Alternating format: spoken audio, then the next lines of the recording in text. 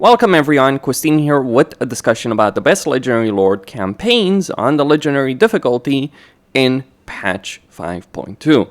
Because Blizzard has changed things around quite significantly with the various changes that they've implemented for the AI.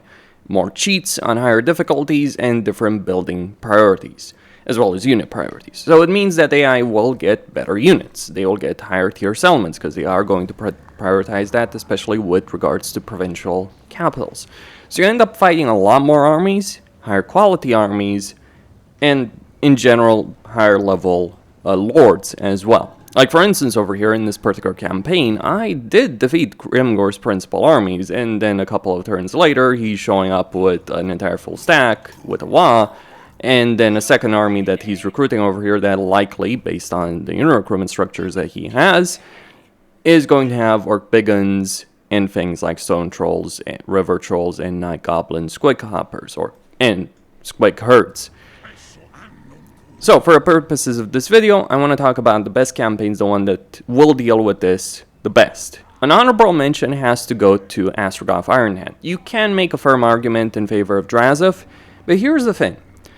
Chaos Dwarves are not going to make this list because they do have certain inherent issues that have always existed, but it wasn't quite as much of a problem before as it is in 5.2. So Chaos Dwarves take a while to build up their economy, get the materials, get the armaments, increase the unit capacity in order to use higher quality units as part of their armies. So it just takes them a while to get going. Once they do get going, they are incredibly powerful.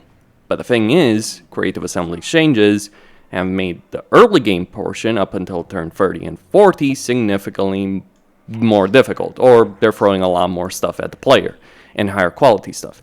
So a lot of the strategies that you would use before 5.2 came out, relying on lower tier units for the early game, building up very powerful units later on, and steamrolling everything doesn't quite work as well.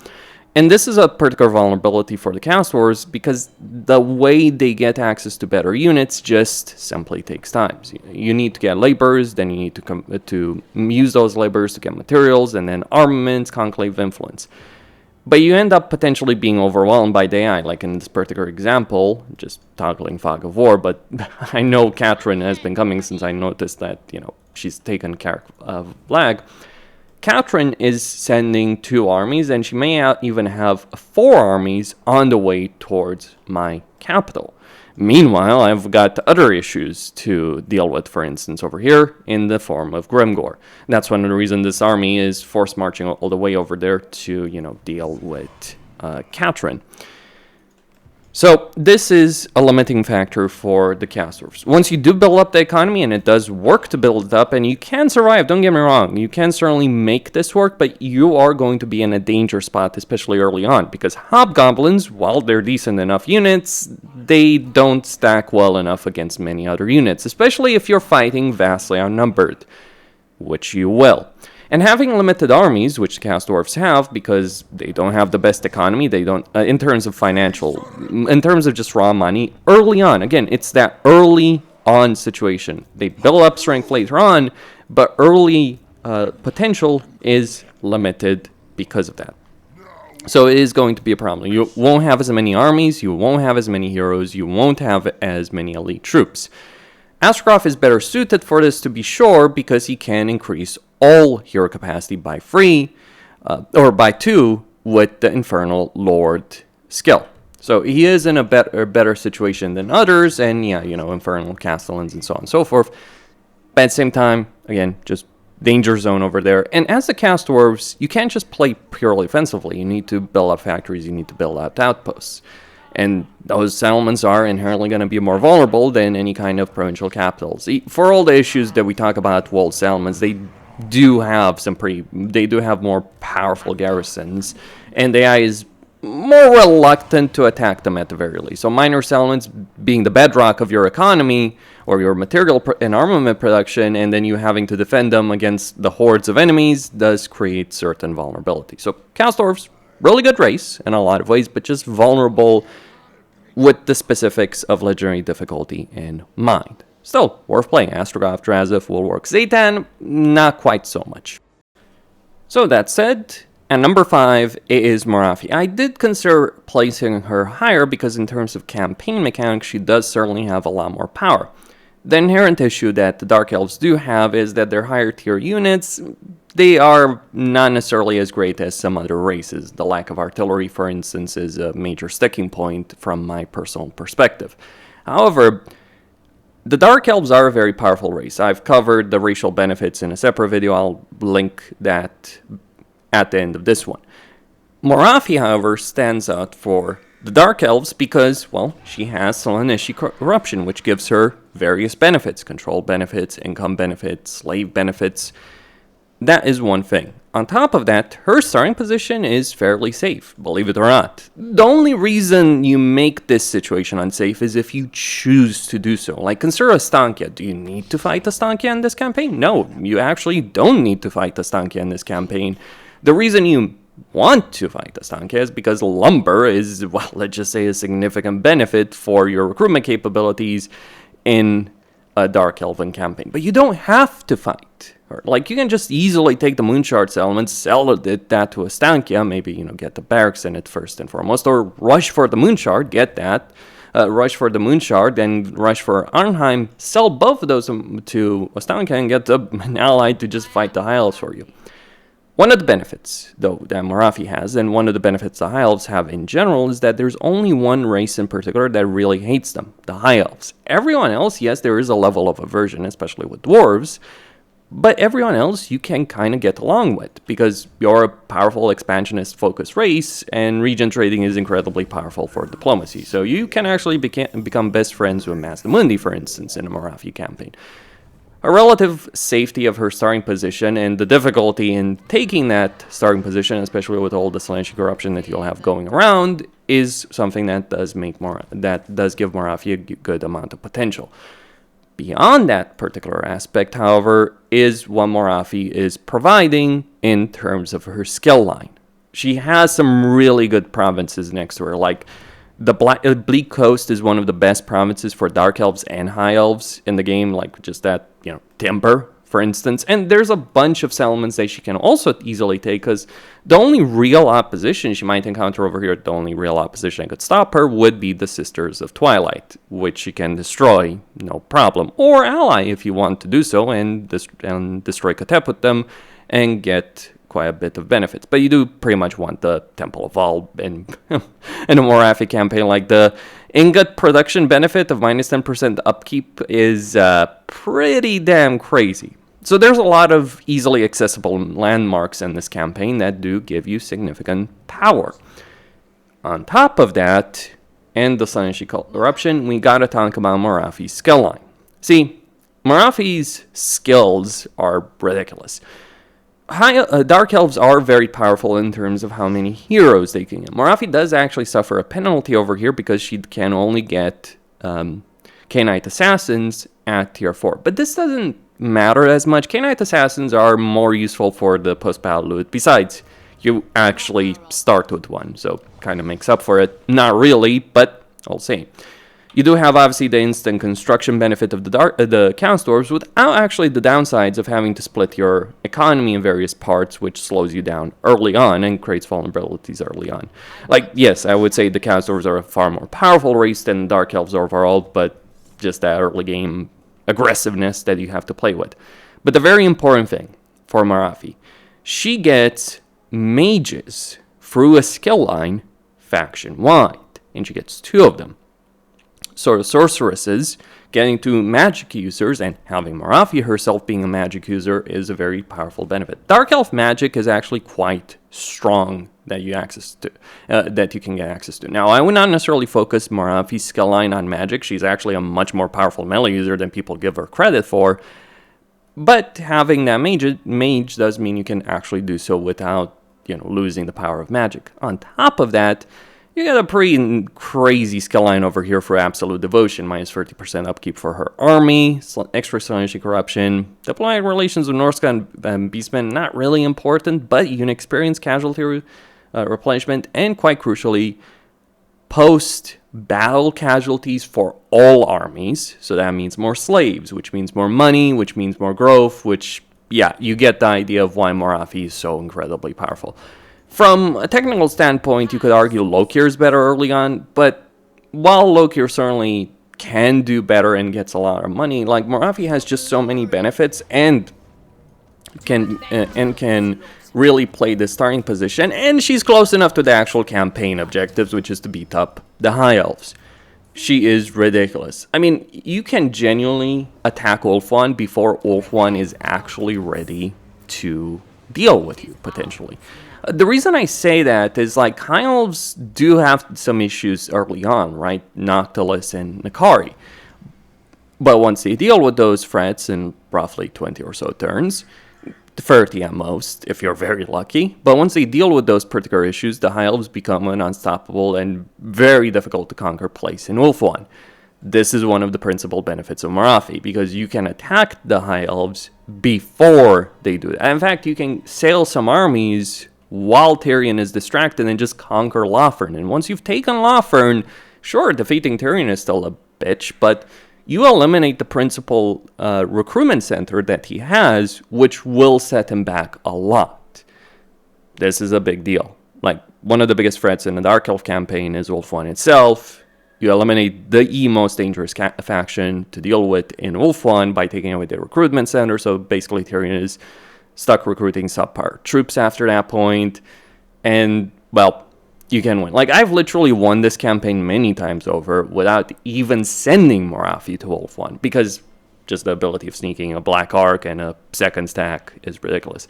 I mean, the fact that I can get free armies, free full stacks of Black Arc Corsairs and Dark Shars early on, just rush all of those as Ulfwan, is saying quite a bit about the benefits of playing this particular campaign.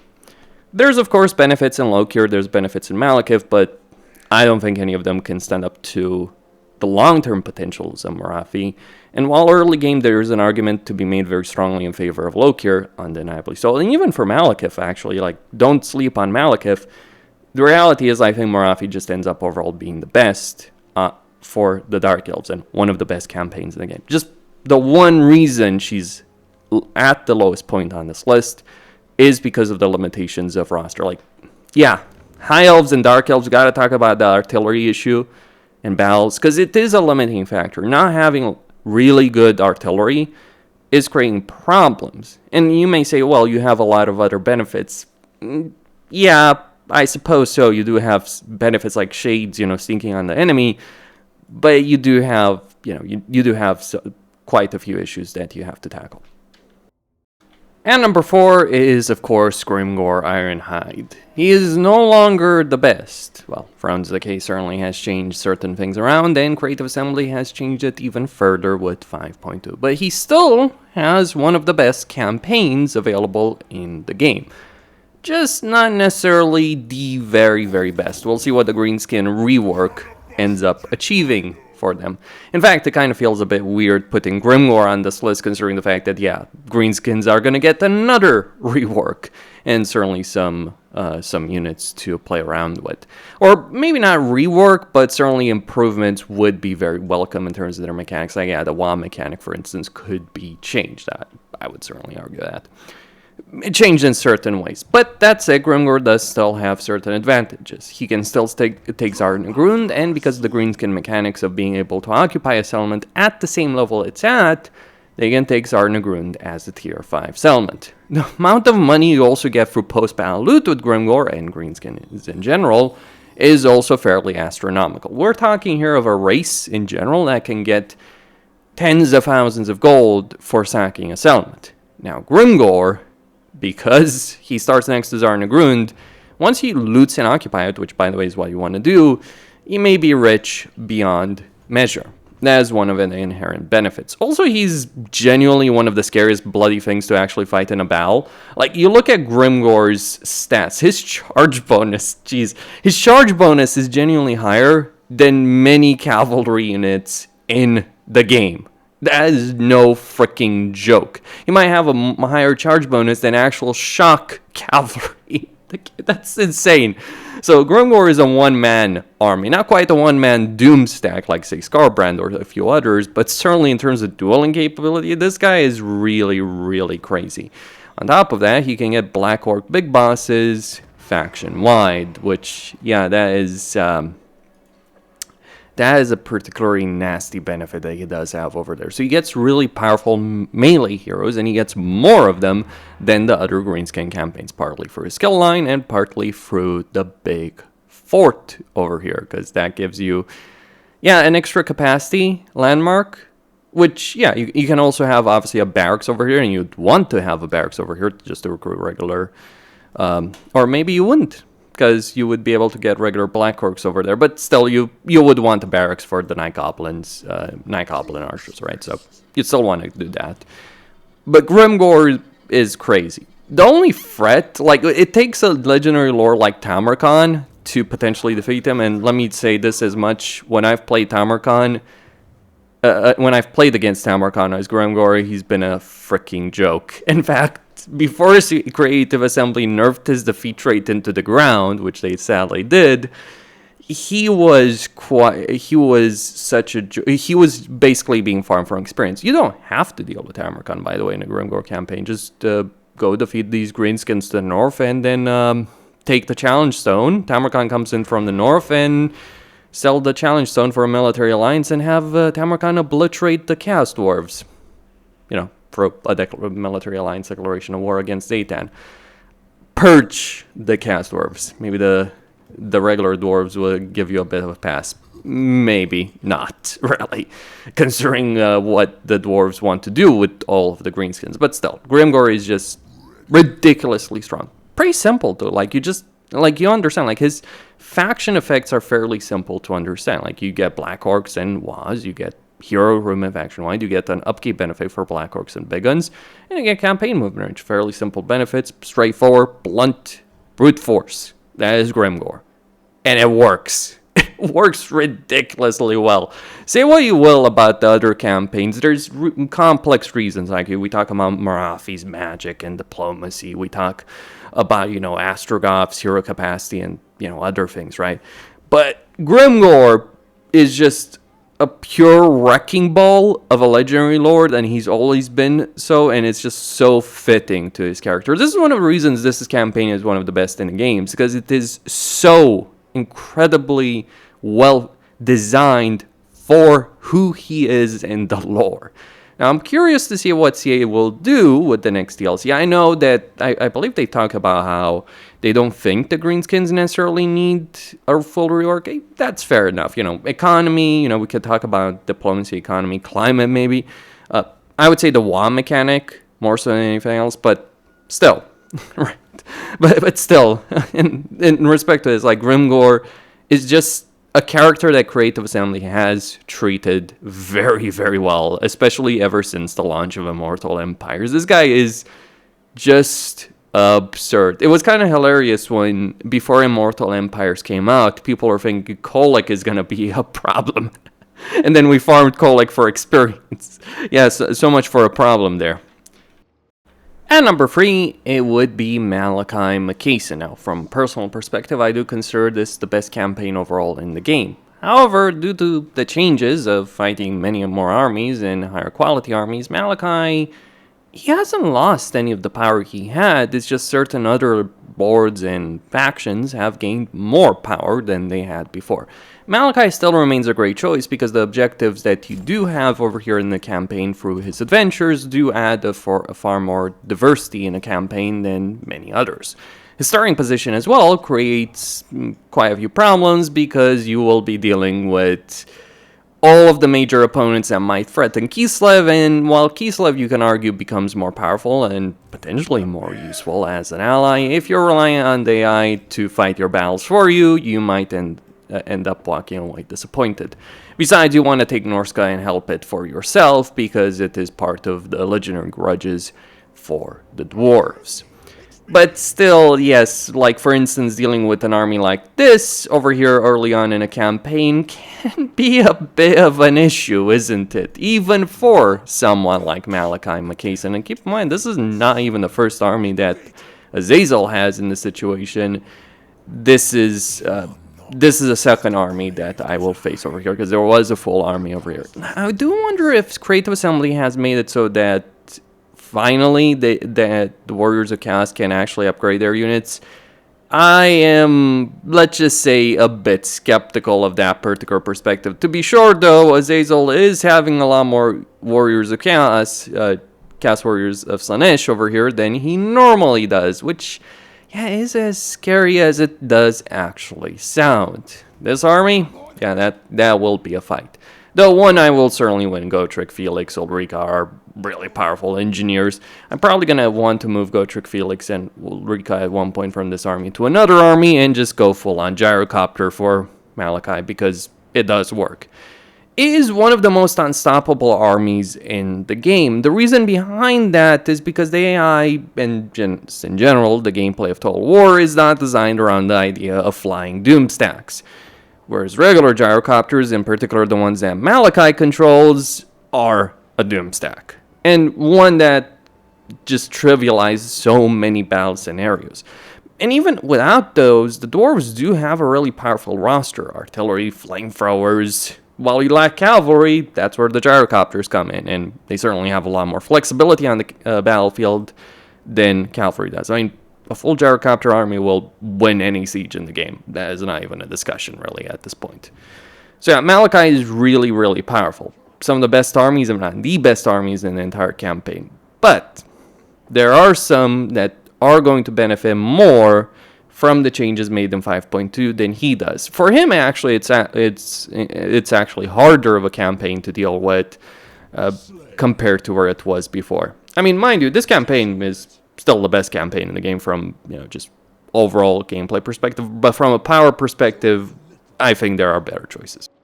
And number 2, it would be Balthazar Gelt. Now, Gelt was already a very strong campaign. His safe starting position, the power of mages that he had at his disposal, the cataclysm spells that he has at his disposal, already made them very strong. But here's the thing. Gelt benefits immensely from the extra armies that are spawning on the campaign map because of arcane essays. You can make the same argument in favor of, say, oath gold and money in general, but it's more powerful for Gelt than, say, just getting oath gold as Malakai, because arcane essays are used for everything that gives you significant power in Gelt's campaign. Elspeth and Gelt can get Electrocount State Troopers through the sake of research that just costs money. But Gelt starts his campaign with the ability of printing money through transmutation. He can do this every freaking 3 turns. That already is powerful enough because it really, realistically means that every turn you essentially have like over 1,000 extra income. That already is substantial enough. And if you do return to the Empire, that is even more powerful of a benefit than you do get in his campaign. And the mages he has, the power of the mages he has was already something that could trivialize a campaign, but now, because you can gain so many arcane essays, anytime you have a battle that might be a problem, any front where you might encounter a situation where, a secondary, tertiary, whatever army may struggle, you can just summon a wizard on that particular front to deal with that particular issue. And summon a wizard, or summon all the wizards, and give them cataclysm spells in the campaign to just obliterate the vast majority of foes you might encounter. This is such an incredible power boost that is very difficult to match in a campaign as well, literally anyone else. That is really Gelt's significant power over here in a campaign situation. And then you add that to the ability of, hey, I can take territory as Gorst and then go from Gorst and then go back to the Empire and keep that territory, become ridiculously powerful while fighting on numerous fronts at the same time, and then also show up in Null and beat the crap out of Elspeth, farm her defeat rate to become even more powerful. That is the ridiculousness of Gelt in a nutshell. More doesn't need to be said on this subject. But there is actually more to be said on this particular subject. Because you see, they made his special skill line far more powerful with Throne's Decay, right?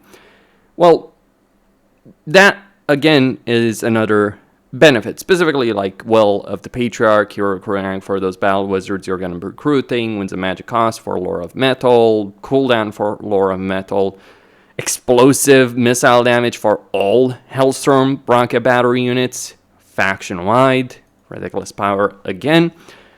But very importantly, you do have quest battles, free quest battles as Gelt, which is even more ridiculous sums of money. So you get tons of money, you're not challenged at all in a campaign, and anytime you are challenged, you just press a couple of buttons and the challenge goes away because Cataclysm spells are freaking ridiculous. Yeah, as much as I love Malakai, it's really hard to argue with this. You can make a strong argument in favor of Karl, Franz, or Elspeth. Elspeth especially just obliterates Vlad and doesn't have much of a challenge, but you have no challenge whatsoever except the ones you choose as Balthazar Gelt. And that is freaking absurd in this particular campaign. And at number 1, it is Be'lakor of the Warriors of Chaos. In general, Warriors of Chaos will benefit from dealing with multiple armies for the same reason Gelt benefits from dealing with multiple armies, far more armies far earlier on, in the sense of post-battle resources. For Warriors of Chaos, that is souls. Now, all Warriors of Chaos campaigns will benefit from this, but Be'lakor, he cranks it up to 11. Why? Because one particular aspect for Warriors of Chaos, they're divided in either undivided factions, so Kolic, Sigvald, technically, Archaon, and Be'lakor, and monogod factions. Monogod factions obviously only have access to undivided units and Gifts of Chaos, as well as their own god slots. They get more slots, but yeah, undivided legendary lords are more powerful. The thing about Be'lakor is that he starts with one of each gift for each god on lot. So Slaanesh, Tzeentch, Khorne, and Nurgle. Now, Slaanesh and Tzeentch are not necessarily worth it as much because the benefits they provide are nowhere near as significant, though they do exist, to be certain. Research rate, or more importantly, casting benefits, though there's also downsides. Slaanesh does give you some pretty powerful benefits, but at a cost, like losing 10 control for 35% income, or getting 35% campaign movement range for plus 50% and 15% upkeep. This would be something that you would be struggling to actually afford because, yeah, you have a limited economy early on, but with more enemies to fight, that becomes less of an issue. Seriously. The amount of money you can gain in this campaign is absurd. But having all of these Gifts of Chaos from the beginning, like Nurgle, for instance. Nurgle giving you Bloom of Decay to the point that you don't even care about the growth structure if you're playing a Be'lakor campaign is absurd. Like, how absurd? Well, I ain't got the growth structure in my initial settlement, and I'm pushing towards CR4 at turn 31. And I could have even done this earlier had I saved up a bit more money instead of getting a second army over here under Azazel. So that's one of the tangible benefits, the really important benefit for Be'lakor. Starting with all those gifts. The downside of this, of course, is that pre-5.2, you couldn't get enough souls to maintain all of these gifts, let alone getting enough souls to switch these gifts around so you can, just get access to higher tier stuff like Hell Cannons if you're going undivided. But again, more armies to deal with, more souls to gain. More souls, more power, more armies to deal with. You get the idea. The biblical level of steamroll that's available from turn 1 in this campaign is ridiculous. And I do mean turn 1. You start in neutral territory, so you actually recruit your Hell Cannon before you go into any battle. You have access to unlimited gifted units for every single one of your armies, and from a practical standpoint, you can get far more than anyone else because you start with the ability of working towards that goal far faster than anyone else. So Doom stacks of Dragon Ogre Shaggoths or Greater Demons is far more viable as Be'lakor than anyone else. That is already absurd. But we're not finished. Oh, no. See, Undivided, specifically Be'lakor and Archaon here, can force confederation with other legendary lords of the Warriors of Chaos. So, hey, I want Festus. He actually got wiped out here. But if you want Festus, if you want Azazel, if you want X, Y, and Z faction, you can actually get that legendary lord. And getting all of the legendary lords of the Warriors of Chaos, including Archeon, under your control is freaking ridiculous. Like, Azazel, 6% casualty replenishment, freaking faction-wide, and 15% character experience, just as an example. You add all of this together, you're nigh on unstoppable. But there's more. Yes, this is really how crazy Be'lakor is. There is freaking more. One of your faction effects is that human lords can be corrupted into becoming demon princes when defeated battle or targeted by heroes. This is pretty solid, pretty strong. Not going to show it here, but it is a powerful benefit because demon princes can make for some good army leaders. It won't be important for much of your campaign because you can get the legendary lords. But the final benefit for Be'lakor is through his own special faction mechanic, Unholy Manifestations. Now, most of these are not really important, right? Because, exalt the demonettes, for instance, to slash a couple of other things, right? But,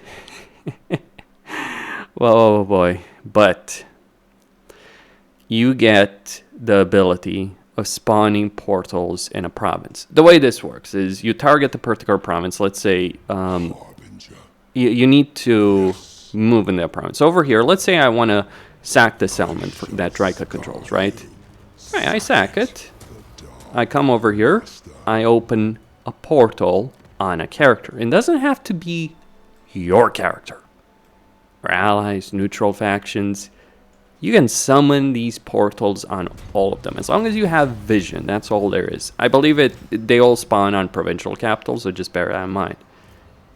And you can instantly teleport with no cooldown, though you do lose all your movement range when you use these portals. So for instance, I already last turn I teleported Azazel from the Tower of Crack to my initial settlement. Well, I can just, back and forth. This is insane. The amount of mobility on the campaign map that this gives you is ridiculous. The AI cannot use these rifts, only you can. So, hey, one of your territories is struggling, just recruit a level 1 lord and summon your doom stack from that. Or you already have a portal in a territory, just summon another one next to your legendary lords. Like, for instance, in this campaign, I went east to deal with Azazel, right? But now I may want to go, north, get Valkia, get Sigvald, and then, go back east to deal with Archeon eventually. I can do so. I can do so freaking instantly. There is a cooldown, of course, on all of this, right? So you do have a cooldown that you got to deal with, but this is a freaking absurd. Oh, you got to sacrifice souls. Forget the other ones. You got to sacrifice 2,000 souls. The insanity of that is ridiculous. And all Warriors of Chaos campaigns will benefit from the extra souls because you can use those souls to dedicate particular characters to, certain gods for the path of glory. You may not do this as much. And why exactly is this guy called Carl? We got to talk about this. There's too many Carls in this game. Weird. But point is, Be'lakor has insane campaign mobility. Not quite on the level of Axiatl. He's a bit more ridiculous, but close enough, the second closest to that, or some of the closest, regardless, to that particular mobility. He has insane level of military power, diplomatic power even, surprisingly. Yes, a lot of factions do hate you because, you're a freaking demon, but you can actually make it work. Like, for instance, over here, Katrin doesn't like me for a number of reasons because of all the gifts I've given to certain factions, but once I get progged to a certain enough development level, let's just say, she's probably just going to fall in line and become my vassal. That is something you can do as Be'lakor. You don't just have to rely on subjugation. I mean, all Warriors of Chaos can do this. And honestly, Azazel and Sigvald is more powerful, but just the insanity of that is strong. But there's more. Yes, there is more. You start on a freaking island with one vassal already willing to go, and another one that you can easily get early on. And all those lovely AI benefits that the AI gets on Legendary, they apply to them. The armies they're going to have are going to be pretty pathetic in comparison to what, major factions can recruit. But that means your initial settlement is an unbreakable fortress. The AI is going to struggle to attack you here anyway. And even if they do, they're going to have to deal with these guys and then assault a freaking Dark Fortress. Which already a Dark Fortress is one of the strongest defensive settlements in the freaking game. Maybe not quite as much as, say, some of the Wood Elf settlements, but still pretty damn crazy. That is Be'lakor in a nutshell. Archaon, yeah, he can be powerful, don't get me wrong. And in long term, I think Archaon becomes more powerful, but the sheer mobility, the flexibility early on in a campaign, especially when it matters, makes Be'lakor easily the strongest legendary lord in the game right now. He already was in the running for it, don't get me wrong on that. But it was just that limitation, not enough battles, not enough souls, limitation of souls, you didn't have the potential. Now, seriously, in this campaign, I've got all the slots active, and I'm constantly swapping between them, and I'm working on getting a new slot because I don't actually have stuff to spend the souls on. Except, just switching between different actions, which I don't necessarily care to do with, say, Khorne or Tzeentch over here, right? Because there's not necessarily the benefits from that. Oh yes, I totally want to waste my time getting freaking pink horrors of Tzeentch. No. Well, I could always get the magical benefit, which is freaking crazy. Yes, Be'lakor is mad. He has no equal. And honestly, Archaon's benefit of, getting souls from a lot of vassals kind of feels meaningless in comparison right now, considering how many souls you get from battles. It's nice, I guess, for everyone else because it felt like Archaon was so far ahead, but now it's like, well, Be'lakor is so far ahead because he has that flexibility. Archaon can obviously catch up to him, but it takes him a while, quite a long while, to unlock those slots to get to a point that Be'lakor has from the very beginning of the campaign. And very importantly on that, it actually gives you a lot more flexibility in terms of what you're researching, because if you're playing anyone else, you want to get those slots, those gifts of chaos. Well, if you're playing Be'lakor, you kind of don't give a damn because you already have them. I'm sure getting extra slots would be nice, but you have so many souls that a single slot is strong enough. Really, just a single slot. Starting with that, pretty ridiculous. Maybe everyone else should start with a single slot. I don't know. Costin Senio.